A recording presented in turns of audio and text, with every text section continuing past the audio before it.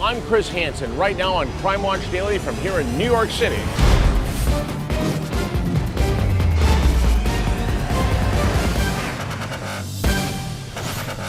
have an officer down. A beloved woman in blue ambushed from behind and shot dead.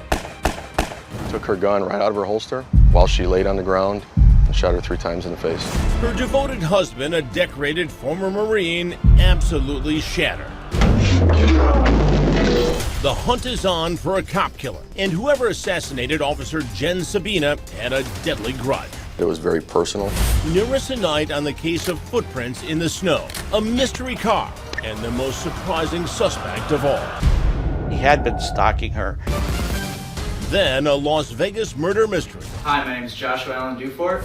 An aspiring actor and amateur boxer goes out for a run and never comes back. Any enemies? No. What could the motive possibly be to kill this guy? Jason Matera uncovers the secret that will shock everyone. That's some freaky stuff.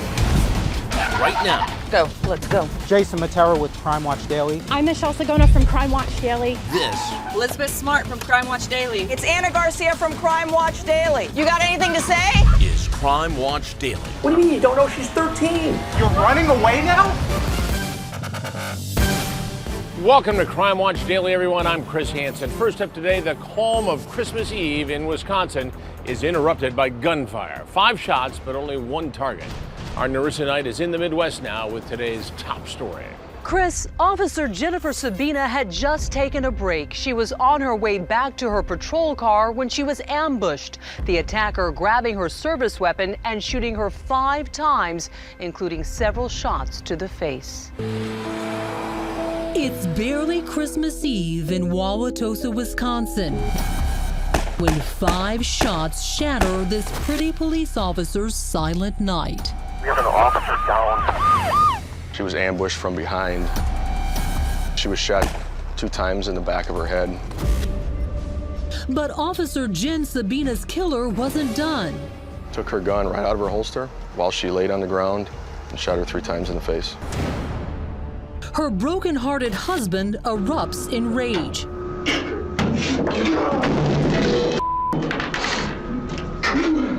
As her brothers in blue track her killer's footprints in the snow, this was the hardest that I've dealt with in my career. Clearly indicates that it was very personal. 30-year-old Jen Sabina was married, by all accounts happy, and didn't have an enemy in the world. Fellow officers say she was the kind of cop most people actually love to see coming. Her smile was infectious around the station. Just a very good person who wanted to help people. In or out of uniform, Jen Sabina was always there for people. She even served as church leader in a youth group. She had like a group of girls that she would just keep track of, to keep tabs on, but you never felt like you were just a number in her like book. It was always just, you know, you were her favorite. She was the most fun-loving, caring, energetic person that you would ever meet. Her husband, Ben, a Marine and Purple Heart war hero, was seriously injured in Iraq. A mortar round came down. I looked down at my knee and my pants are just soaked in blood. I look over and my arm is drooping off my body. I'm just holding by a couple of tendons, shrapnel ripped right through it. Ben spent months in the hospital, but in this YouTube video done for his church, Ben credits Jen with saving his life. I came back home to Wisconsin and started spending more time with Jen, and our love flourished. Just hours before her murder, Ben texted using his pet name for Jen, Beto, writing, "Merry Christmas, Beto." Jen writes back, "Eve, ha." A few minutes later, Ben texts Jen again, "Well, call me if you get too bored. I love you. Merry Christmas." Jen writes back, "I love you too." Smiley face. A little more than 5 hours later, Ben texts Jen again. This time, there is panic in his words.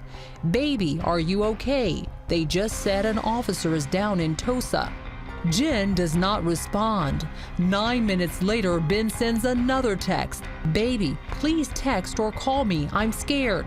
Still no response at 5:51 a.m. Ben sends one last desperate message. "Babe, please." Minutes later, Ben calls the Wauwatosa Police Department in a panic.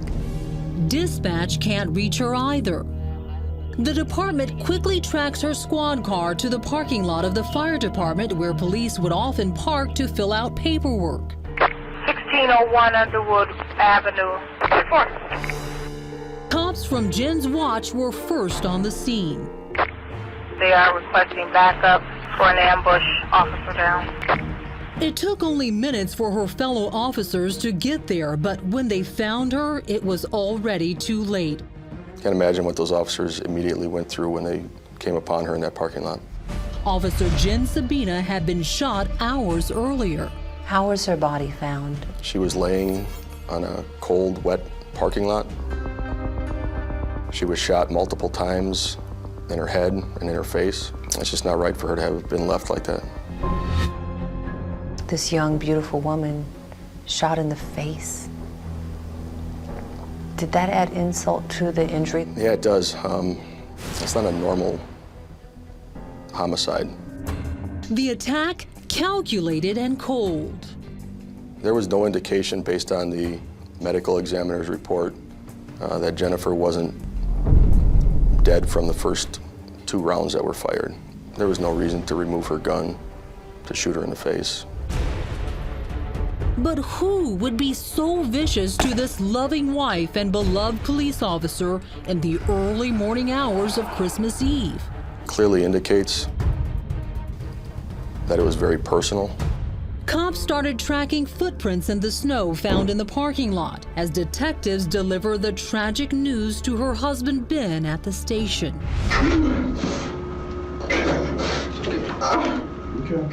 How did he react? He was visibly upset. He was emotional, as you would expect him to be. She's a wonderful person. She was helping me. She was always helping me. Just hours before Jen was assassinated, Ben tells detectives he kissed his smiling wife goodbye for the last time. How much would you left yesterday? Happy. And she was happy. We hugged and did a big hug and a kiss. Cops are baffled. Then a break that would turn the case upside down. Detectives start checking surveillance cameras in the area around the shooting. Suddenly, they spot a familiar vehicle. This black Prius with black rims. His vehicle is basically tracked through Department of Transportation cameras from locations up near their residence and all the way down through the freeways and through the side streets to where it appears on camera a block away from the murder scene. Up next, cops close in on the killer who hunted down Officer Jen Sabina. One of the things that no one knew until he told us is that he had been stalking her. Officer Jennifer Sabina is gunned down while on patrol in the suburbs of Milwaukee. And police are about to uncover chilling videotapes of the suspect talking about killing people on YouTube. Let's head back to our newest night. Early Christmas Eve morning, Officer Jen Sabina lays in the freezing cold snow, ambushed, shot 5 times, 3 in the face. In my head, I was obsessed with the fact that she was lying out in the rain. And I couldn't get out of my head. It ate me alive for months after the fact that she was lying out in the rain all alone. You wanted to protect her from the rain? Yeah. Her brothers in blue are heartbroken. I looked at all of the younger officers almost like my kids and tell all the families how we were going to keep them safe. And I failed. I failed miserably in this case. I didn't keep her safe. And when they deliver the news to her husband at 7:03 a.m. that morning, he's inconsolable. Wauwatosa police are baffled. Officer Sabina seemed to be loved by all. Could there be a crazed cop killer on the loose? Investigators don't think so. The 3 shots to the face tell them something different. It clearly indicates that it was very personal. Police track footprints in the snow at the scene. At first, it leads nowhere. Then a break. Detectives begin checking surveillance cameras in the area around the shooting. Suddenly, they spot a familiar vehicle, this black Prius with black rims. Who is it?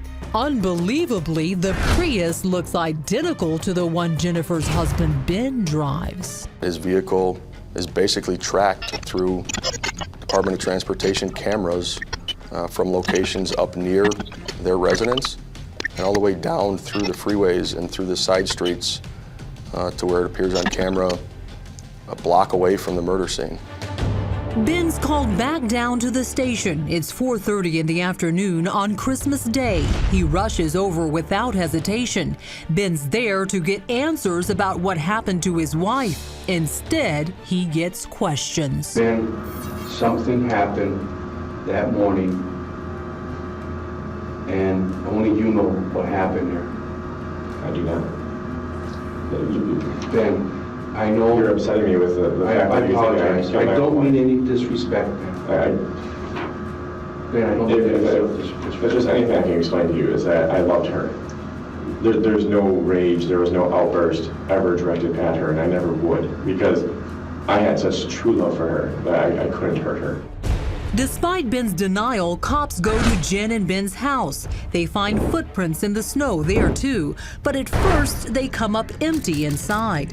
Detectives go back to grilling Ben later that Christmas Day. I would never have hurt her. If I was there, I would have saved her ass. I would have stepped out of the way. I would have done anything to stop this from happening. He made so many different statements that it's difficult for me to really gauge how much of it was true and how much of it wasn't. Now convinced Ben's the killer, police go back to the house again for a closer look. This time they hit the jackpot, literally finding the smoking guns stuffed in the ceiling. Hidden behind several pieces of insulation in the rafters of the basement, we located both the 9mm Makarov style weapon, and we located Jennifer's duty weapon. Cops would soon learn Ben was hiding another very dark secret. I was a Marine, and we're trained to kill. We're trained that death is okay. In this YouTube video made by his church before Jennifer's murder, the former Marine who fought in Afghanistan and Iraq reveals he's now battling PTSD. The first time I came back from Iraq, I was extremely angry and very lost in my ways. I was scared out of my mind, and I was angry all the time. But was his dark and lonely world so bleak it made him kill the one person who loved him unconditionally? I wonder, like, when he kissed her goodbye when she went to work that night, did he have an idea that this was going to happen? I think the war and PTSD did make a contribution to his acting out and murdering his wife. However, I don't think that was sufficient enough explanation. Dr. Ashok Badi, a board-certified psychiatrist for more than 40 years, is an expert on PTSD. He never interviewed Ben Sabina, but after looking at the case, tells Crime Watch Daily he thinks Ben was afraid of losing Jennifer. Prosecutor Mark Williams claims Ben Sabina was insanely jealous and angry about his wife's success as a police officer. One of the things that no one knew until he told us is that he had been stalking her. And he said a lot of this was to because of the jealousy was motivating him. He wanted to find out what she was doing. He obviously made a choice at some point that he would have to kill her in order not to lose her. Jennifer was very professional. She was friendly but never flirtatious with anybody that I saw. He was struggling in his own life as far as to get a successful career or job. And of course she had hers all laid out. So I think that was a source of friction probably between them. Jennifer had only been with the department for a little less than 2 years, and in public, she and Ben seemed to be a married couple madly in love. My first encounter with him was actually at Jennifer's swearing in, and the two of them were like giddy teenagers in love and all outward appearances, holding hands and giggling and staring into each other's eyes. Remember when cops first told Ben Sabina about his wife's death? He flew into a rage.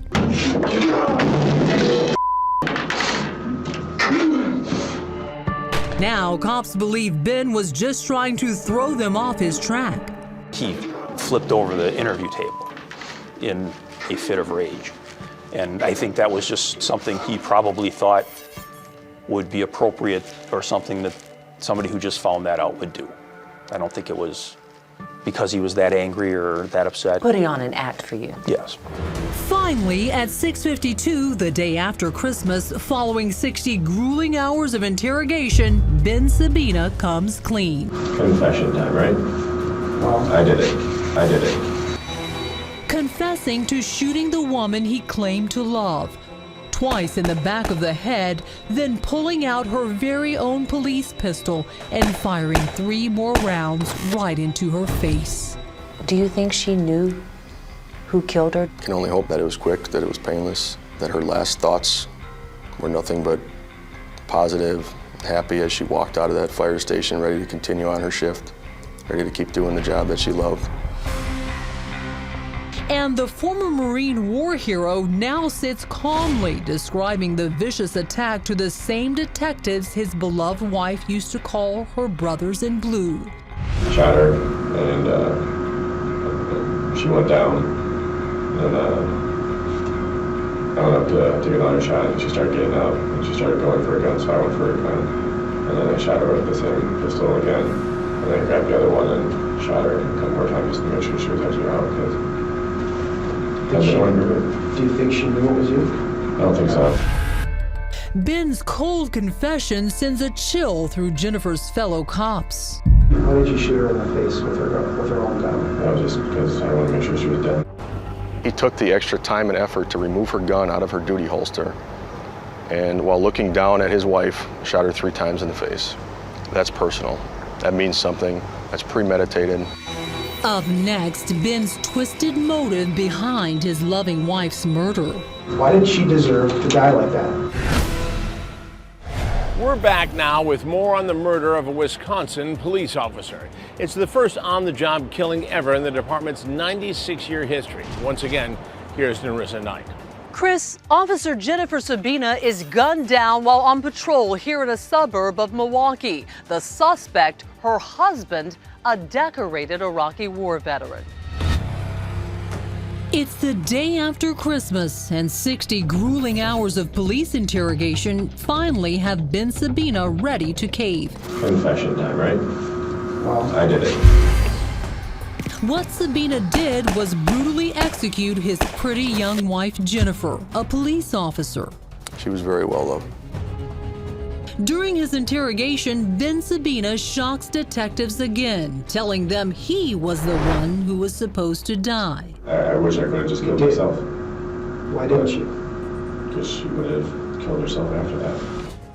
Believe it or not, Sabina claims that's the reason he executed his wife. In his warped reality, Ben tells detectives he believed if Jennifer killed herself, she would go to hell. Part of me wanted her to be in heaven, so I didn't want her to be dealing with it anymore because it was just too much for her. But Dr. Ashok Badi, a board-certified psychiatrist, has a hard time believing Jennifer Sabina's vicious murder was a mercy killing. It's a lot of hatred. If you want to make sure someone is not suffering, you shoot them in the heart.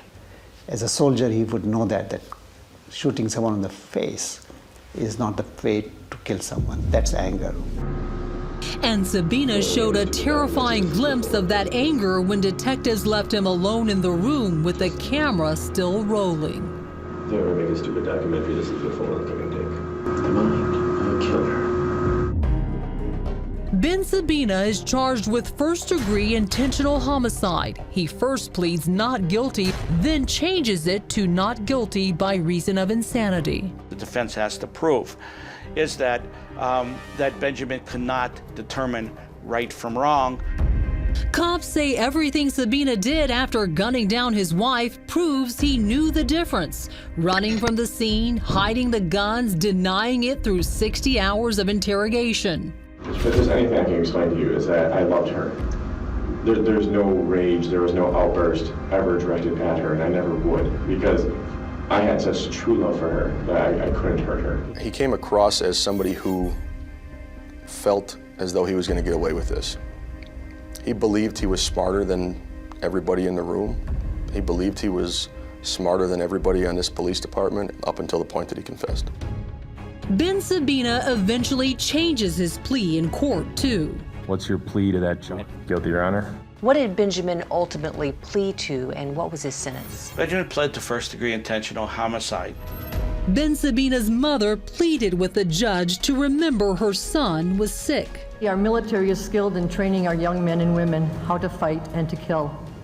But when their service contracts are fulfilled and they come back home, they fail to teach them how to live again. And Sabina's parents sent an impassioned 7-page letter writing in part, "We ask for mercy. Ben, in his illness, thought he was helping his wife." Then, just before sentencing, Ben Sabina offered his apology to Jennifer's family. I was in a place where I didn't have anything else left for me. And after our discussion, I didn't want to do that to her, and I'm sorry that I took away your daughter, and I'm sorry I took away your sister. If I could replace my life with hers right now, I would do it. The judge sentences Ben Sabina to life without the possibility of parole for 35 years. Mr. Sabina will be about 65 or 66 years old when he's allowed to petition for release. The fact that Jennifer was such a good person, and through our investigation we learned, and that Ben was truly an evil person. It's not like this was a crime of anger in the moment, a crime of passion in the moment. This was a calculated, evil person laying in wait for somebody that they supposedly loved, and then just completely violently killing her. I just wonder if every day, if he stops to think about what happened. Eats away at him? Yeah, I hope so, because he destroyed something beautiful for whatever reason, and not a good reason. Jennifer Sabina seemed to love everyone, and everyone seemed to love her. She only served as an officer for 2 years, but she touched so many hearts, especially those behind the Wauwatosa police badge. As we are present here today, remembering Jen. As we are present here today, remembering honor Jen, a piece of us is gone, one that can never be replaced. Rest in peace, our sister in blue. You have joined the ranks of heaven's angels. We have your watch from here. In honor of Jennifer Sabina's service, her name was added to the National Law Enforcement Memorial in Washington, D.C. Also, her fellow officers in Wauwatosa have dedicated a memorial to her at police headquarters. Up next, a frantic call for help. He said, "These guys are here. These guys are following me." Moments later, murder. Who would want Josh Dufort killed? Crime Watch Daily in Las Vegas, searching for answers in the death of a young, aspiring actor. Did Josh know that there was a life insurance policy taken out on him? Coming up. Our next story starts on the Las Vegas Strip, a place where a Michigan man was hoping to make a new life for himself, lost his life. And now police need your help solving his murder. For more, let's head out west to our Jason Matera. He tied his running shoes, put in his earbuds, and went jogging on the trail. But he wasn't alone. He said, "These guys are here." Out of nowhere, evil emerged from the desert shadows. "These guys are following me." Beaten and strangled. He was so scared and so frantic. His body dumped by the side of the road. Who would want Josh Dufort killed? Was Josh Dufort the victim of a random attack? Josh's apartment was 3 blocks down the road. And that's when he was murdered. Or was Josh worth more dead than alive? It's too many coincidences. Josh grew up in the small town of Dansville, Michigan. He packed up and left for the bright lights of Las Vegas to become an actor. Hi, my name is Joshua Allen Dufort. This is Josh's audition reel. Oh, why is she always letting people in here so early? Was good enough to land him a bit part in Astro Zombies M3 Cloned. Get out of here! That's Josh in the black cap and red shirt. Josh met his close friend Nicolas Gaetanos in acting class. How would you describe Josh, his personality, passions, likes, dislikes? Josh was a really, really great and passionate guy. He was always there for his friends. And the girl who worked at the local bakery was smitten. So much so that Shannon Lutz fell in love and moved in with Josh. Was it a serious relationship? It was, yeah. We were very quickly completely inseparable. Our lives fused together. I moved out of the house, moved in with him, and we were together 24/7. The most gregarious, sweetest, caring, sarcastic, lightest person in the room. He walked in and everybody was immediately drawn to him. He was a magnet. Any enemies? No. There was not a person who didn't love him, want to be with him, or want to be him. But there was something else that ignited Josh's passions. Boxing. Josh became fast friends with a lightweight champion named Don Juan Futrell. Yes, that's his name. Don Juan. What do you know about Josh's relationship with Don Juan Futrell? Josh was young and naive, but hungry for any opportunity in town. He came in and was a sort of mentor and helpful wing for Josh, and was seemingly a really great influence. Well, you say seemingly a great influence. Why do you have that caveat? From what Josh thought of him, he saw someone who was like a big brother and was trying to help him, but it would never pan out. They would be supposed to have lunch, supposed to work out together, supposed to have a little meeting, talk about their goals, and Don Juan would cancel on him. One of those goals, Shannon says, was to make bank selling t-shirts on the Vegas Strip. They just one day had an idea putting clever or cool-looking designs on t-shirts. Don Juan said, okay, come over, jog over, we're gonna work out, and then we're gonna talk about this t-shirt business, and they never got to speak about it. So this business never got off the ground? No. Do you think that was on purpose? Yes. I don't think that the t-shirt business, Josh thought it was gonna be an actual thing, but I think that it was just Don Juan preying on Josh wanting to do everything he could, and coming up with a reason to get him over there, to guarantee that he would come over. Josh's acting coach, Shari Flaherty, worried about her star pupil climbing into the ring and taking punches. I got kind of confused about it, and I said, Josh, I thought you wanted to be an actor. You're gonna end up hurting your face. I mean, you think about those things, because we had booked him several commercials already at that time. And he mentions that I just have to last 3 rounds, I can make an extra $1,000, and I need the money. Shari says one day when she was complaining about the high cost of health insurance, Josh surprised her with a zinger. And he nonchalantly says, yeah, I have health insurance now, I don't have to pay for it. And I go, health insurance? And he proceeded to tell me that he called him DJ. DJ got me health insurance, and I looked at him and I go, what? Don Juan. Yeah, Don Juan. And I said, Don Juan got you health insurance? He goes, yeah. I go, what? Health insurance for a healthy 23-year-old athletic guy? That raised, suspicions to me, like, huh? Suspicions were raised even further one warm November evening. Shannon says Josh told her he was going to jog over to Don Juan's house, nestled in a gated community on a golf course. Do you remember the last conversation you'd had with Josh? Yeah, we had never gotten in a fight before. I think we pecked each other aggressively on the cheek, and it was a see you later, and that was the last we spoke. Is that raw for you? I mean, the last time you had a conversation with Josh, you guys were fighting? Yeah, we had never, it had been sunshine and rainbows. But quickly, a menacing dark cloud would wipe out the sunshine forever. Shannon says on the way to Don Juan's, Josh left him a terrifying voicemail. So you're listening to these voicemails now, and what do you hear? There's 3 messages from Josh, and he said, these guys are here. I don't know what to do. I don't know how to get into the gate. They're following me. He's on the corner of Eastern and Pecos Ridge, and that he's just frantic, and he's like, you need to come get me right now. These guys are following me, and he repeats it several times, and then the phone cuts out. Probably his last moments. Yeah. But who were they?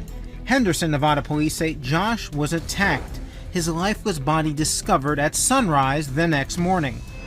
It's a jogger who basically finds Josh DeFort on the side of this road, beaten and strangled to death. He may have died that morning or the night before. As detectives retrace Josh's last steps and talk to his friends, the trail leads them in a direction no one saw coming. Next, investigators uncover a diabolical plot hidden in the insurance policy. Was it all just a ruse, or could it spell something far more sinister? So your understanding is that Josh was tricked? I think that Josh Dufort left his home in Michigan for the bright lights of Las Vegas, his dream to become an actor. But his life would be cut short in a violent attack, a murder that remains unsolved. Jason Matera is back now with more. Chris, as investigators dug deep into the mysterious death of Josh Dufort, they would make some eyebrow-raising discoveries, such as someone had taken out 2 life insurance policies on Josh just before he was murdered. Las Vegas, a sunny place for shady people. But Josh Dufort wasn't one of them. So says his girlfriend, Shannon Lutz. he was everybody's hero. Josh is indestructible. But sometimes a hero, even an indestructible one, can fall victim to evil. Josh was beaten, strangled, murdered. His body dumped beside this road in the Vegas suburb of Henderson. I stood by the casket almost the entire time, just looking at him. I just didn't want him to go away. What are you feeling now, just talking about this whole thing? Devastation, of course. There is not a day that's gone by that I don't think about him, that I don't miss his smile and his jokes. Josh's close friend Nicholas Gaetanos wonders why would anyone want to kill this aspiring actor with a baby face? Like, what could the motive possibly be to kill this guy? The motive could be money. A lot of it. Apparently Josh was well insured. There were 2 life insurance policies worth a whopping $1.75 million. And who was the beneficiary? His mentor and friend, boxer Don Juan Futrell. What friend takes out a life insurance policy on his other friend? Like, you and Josh were boys. Would you take out life insurance policies on each other? Not at all. I mean, does that even cross your mind? No, that's some freaky stuff. It really is. But wait a minute. Didn't Josh allegedly tell his acting coach, Shari Flaherty, that Don Juan paid for health insurance, not life insurance? I just thought it was very odd for somebody who only knew Josh for less than 8 months. I thought that was a bit strange. Did Josh know that there was a life insurance policy taken out on him? No. My understanding from Josh and I's conversations is that Don Juan was helping him get health insurance because he didn't have any. So your understanding is that Josh was tricked? Completely. Into applying for life insurance. He thinks it's health insurance. Mm-hmm. The day after Josh's body was found on this busy road, cops searched Don Juan's house. In this search warrant, it says they seized miscellaneous life insurance paperwork. Back during the initial investigation, Henderson police said Don Juan was in their sights. Don Juan Futrell is still considered our prime suspect in this open case. The 2 insurance companies denied Don Juan's claim for the payout. One company took him to federal court, and he countersued.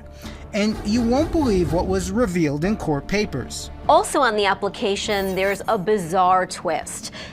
Josh Dufort and Don Juan are listed as domestic partners, but neither one was in a relationship with the other one, aside from a friendship. In the deposition, an attorney asked Don Juan to explain. If I say the words domestic partner, what does that mean to you? Domestic partner mean like married or something? I don't know. Do you think domestic partners could be gay or straight? I think if you live together, it's domestic. So you don't buy it? No, not at all. And whoever filled out the application claimed that Josh made $180,000 selling t-shirts for the company that he and Don Juan co-owned. On the life insurance forms that were taken out on Josh, it stated that he earned $180,000 via this t-shirt company. You're smirking right now. I mean, Josh didn't have any money. and I hung out with him a lot. He was not living as though he was, banking 180K a year. Nowhere close. I believe in the year of 2010, he'd made a total of $16,000 for his entire salary for the year. We pinched pennies like crazy. And now this story about two boxers takes a wild left hook. It may be Josh's signature on the policy, but the voice on a mysterious audio interview with the insurance company apparently doesn't sound like Josh. So if it's not Josh, who is it? Believe it or not, Don Juan says it sounds like his own brother. We really want to talk to Don Juan, but he lives in this gated community and we can't get to him. So we're going to give him a call and see if he'll come out here and talk to us.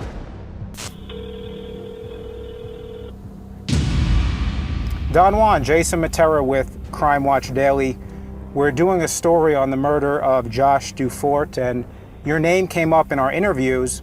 We're hoping you can respond to some of these allegations made against you. Did you orchestrate Josh's murder, or is this just pure coincidence? He hung up. Don Juan hung up. We called Don Juan a second time to ask him to sit down for an interview, but he hung up again. Even though court documents show Don Juan's brother allegedly was an imposter posing as Josh, cops have never charged Don Juan in connection with the killing. Our legal expert, Amy Dash, explains why that may be. Proving that someone submitted or played a role in a fake insurance application doesn't amount to charging someone with murder. So in order to arrest somebody and charge them with murder, you really need direct evidence connecting that person to the crime that was committed. So either that means that the police do not have sufficient evidence to connect Don Juan Futrell to Josh Dufort's murder, or it means that that evidence just doesn't exist. In November, it will be 7 years since Josh's untimely death. You still miss him? Oh yeah. Still love him? I won't ever stop loving him. What do you miss most about Josh? I would say his sense of humor. He can make anybody smile. All that Shannon has left is this box. So what's in the box? This is my Josh box. I guard it with my life. It's all that I have left of him. Shannon kept everything. Josh's doodles, movie tickets, even the t-shirt he wore the last day they spent together. I keep this box sealed up really tight and it still smells like him. I also keep his cologne, and I very infrequently, because it is an immediate sensory memory, take it out and I smell it and I'll immediately start crying all over again, because this whole box just smells like him still. What's it like to go through his items now? It's a little bizarre. It's so familiar. It feels like he was just wearing this, and at the same time, it also feels so distant. It feels like yesterday, and it feels like forever ago at the same time. For Shannon, yesterday does seem so far away. Her dream of spending forever with the love of her life was snuffed out on that dark day in the city where the neon lights never stop blinking. I think we could have and would have been together forever. And that's my whole course of life is different without him, and the world is missing out by not having him in it.